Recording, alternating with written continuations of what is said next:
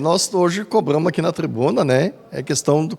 Eu tenho o costume de dizer que é o feijão com arroz, que é o dia a dia, coisinha simples, né?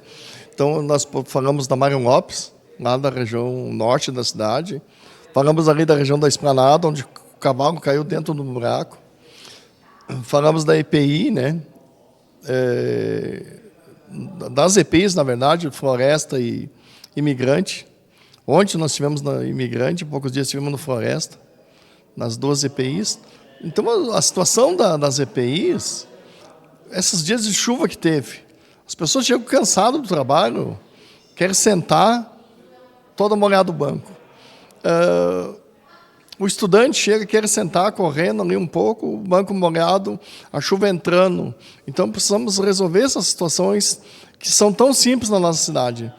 Há poucos dias atrás, a Codeca veio aqui e prestou conta, sobrando recurso, sobrando dinheiro e as ruas esburacadas. Olha, eu imagino um pai de família dizer que tem dinheiro no banco e faltando feijão com arroz em casa. Isso é a mesma coisa. Infelizmente, a administração está pecando nisso, está pecando não só nas grandes obras, mas também no dia a dia. Muito obrigada, vereador. Muito obrigado.